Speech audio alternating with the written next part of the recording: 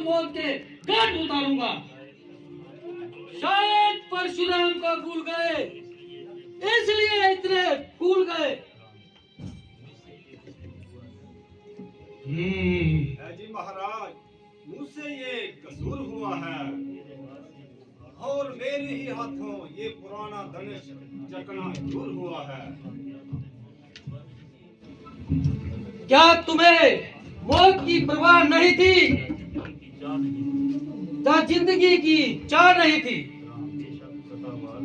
बेशक खताबार हूँ और जो हम सजा देंगे उसे सहने के लिए तैयार हूँ। अच्छा, अभी बताता हूँ और इस हिमाकत का मजा अभी चखाता हूँ। हाजी महाराज, क्यों खेत की तरफ चल रहे हो और बिना बात मयान से निकल रहे हो? वह कमान बिल्कुल गली सड़ी थी, ना जाने कब से बेकार पड़ी थी, जिसके लिए आप इतने तलबला रहे हैं और कैंची की तरह जुबान चला रहे हैं। कभी कभी परसा संभालते हो तो कभी आंखें निकालते हो। अगर कुछ मतलब है तो बता दीजिए, वरना चुपके से अपनी राह लीजिए।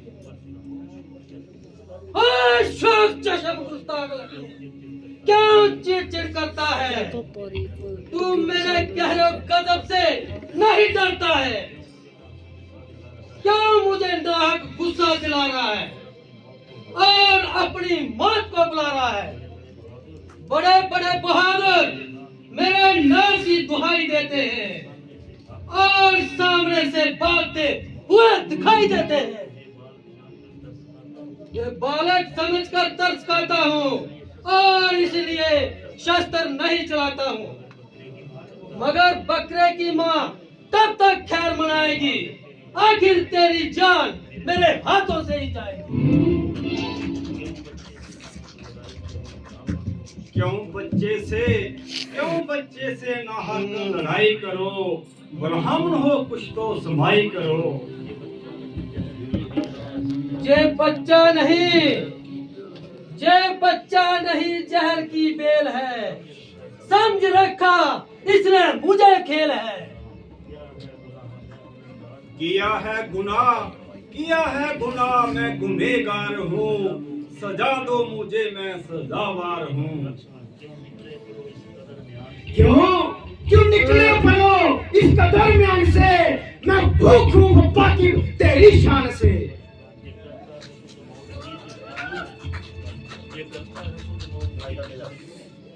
तू करता है खुद मौत की गुफ्तगू,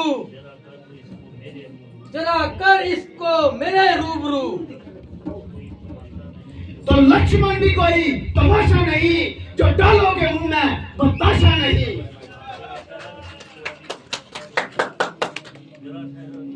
जरा ठहर, अभी बताता हूँ मैं, मजा सरकशी का अभी चखाता हूँ मैं। ये कीधर सी बमकी दिखा रखो, ये फीके मजे हैं चखा रखो। शराबत तेरी सा बतला रही, तेरी मौत सिर पर मंडला रही। महाराज, लक्ष्मण तो नादान है, तुम्हें भी हुआ आज खफा खान है। वो देखो मुझे दांत दिखा रहा है, शायद अभी वो बाल नहीं आ रहा है। वह कहने से मेरे नरम हो गया, आपको ना जाने कैसा भ्रम हो गया। खूब इसी का नाम नरमी है। वो मुझे बातों बातों में चिढ़ा रहा है और मेरी नकलें करके और मुझे और भी चिढ़ा रहा है। सामने से चला जा, वरना कच्चे को जमा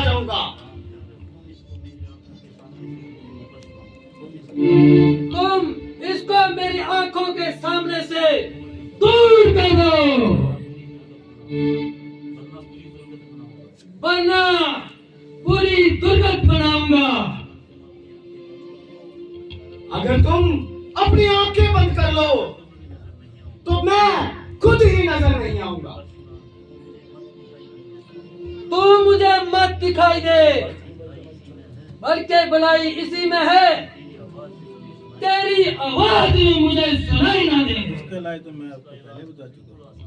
हाजी महाराज, इसका इलाज तो बिल्कुल आसान है।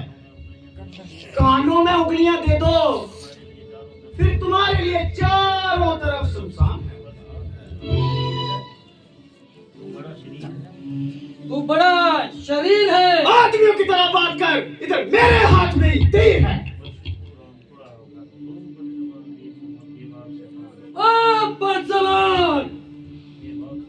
बेहोशदार, अभी देखता हूँ मैं तेरा तीर कमान। महाराज, आप इसकी बातों में ना जाइए और जरा गुस्से को जब्त फरमाइए। बस भाई साहब, अब सहन की अवधि हो चुकी। लक्ष्मण के कानों को ऐसी बातें सुनने की आदत नहीं है। आपने व्यर्थ ही महाराज महाराज कहकर इसका दिमाग आसमान पर चढ़ा दिया है, और आपकी नरमी ने और इसका हौसला इस कदर बढ़ा दिया है। अब मुझको अवश्य तो बात संभालनी पड़ेगी और इसकी ये हवा दिमाग से निकालनी पड़ेगी। आप अपनी खुशी से शस्त्र संभालिए और अपने दिल के अरमान निकालिए।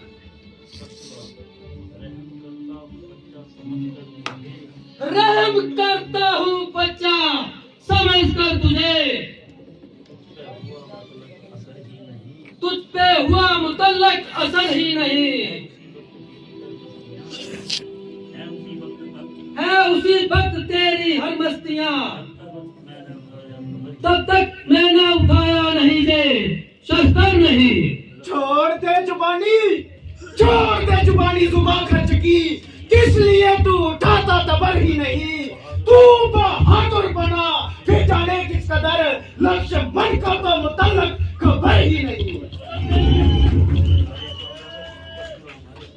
अरे कमबख्त, तेरे सिर में ये क्या हवा समाई है। मुझे लगता है अभी तेरी मौत आई है। बड़े बड़े शूरवीर मेरी बहादुरी का सिक्का मारते हैं और मेरी ताकत को अच्छी तरह जानते हैं।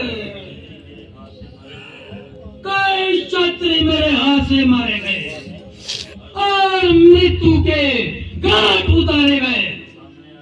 जो सामने आया बस सिंह का ललसाने पाया। ऐसे ऐसे जोधा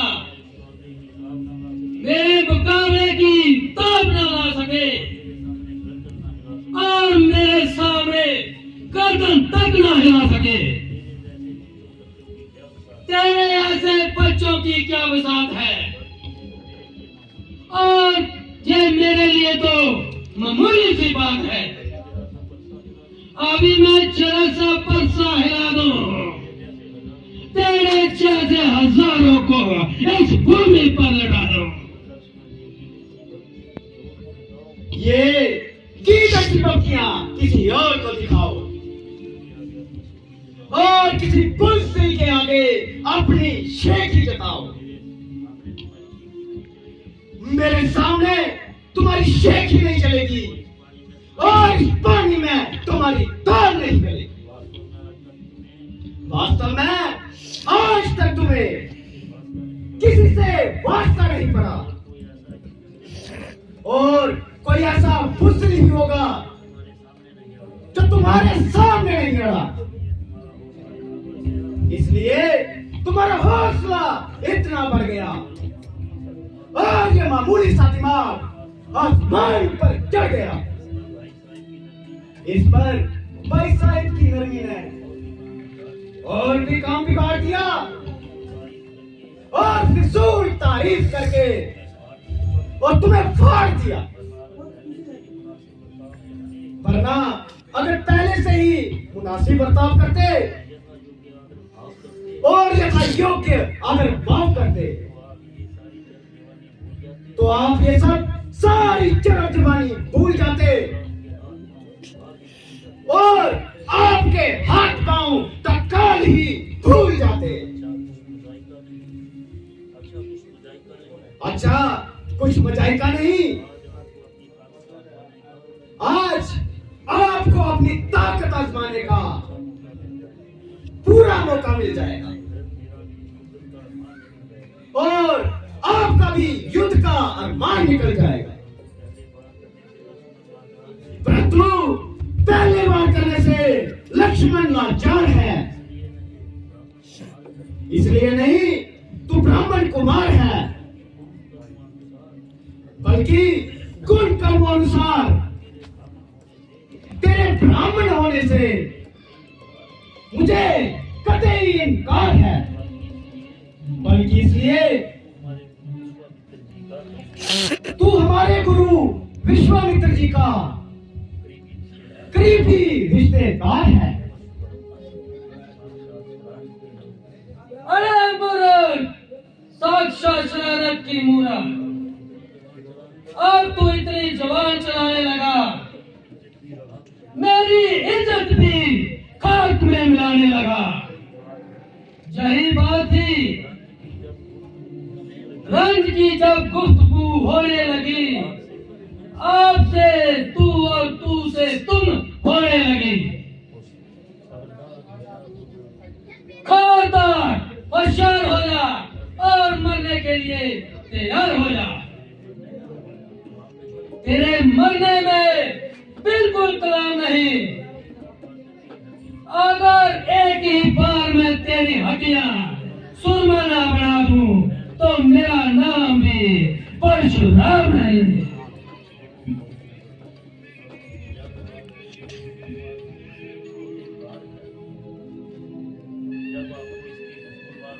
जब आपको इसका कसूरवार होने में खुद इनकार है तो इससे आपकी फजूल तकरार है। मेरे क्या अख्तियार है, ये खुद मौत का तलवार है। लक्ष्मण, तुम इनको अधिक ना सताओ, जरा इधर को आ जाओ। आप जरा गुस्से को थाम लीजिए और मेरे साथ कलाम कीजिए। पहले इसको मेरी आंखों के सामने से दूर कर दो और फौरन जहां से काफूर कर दो। महाराज, इसका इलाज तो मैं पहले ही बता चुका हूं। देखो, वह फिर बोलता है और नाहक रस में विष घोलता है।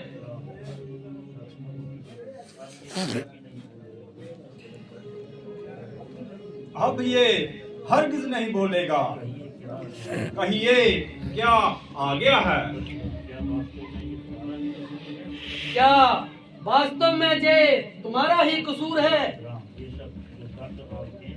बेशक, जो दंड आप देंगे उसे सहने के लिए तैयार हूँ। मुझे संदेह है कि तुमने ही ये धनुष उठाया है। तो आपने मेरे बल को कब आजमाया है?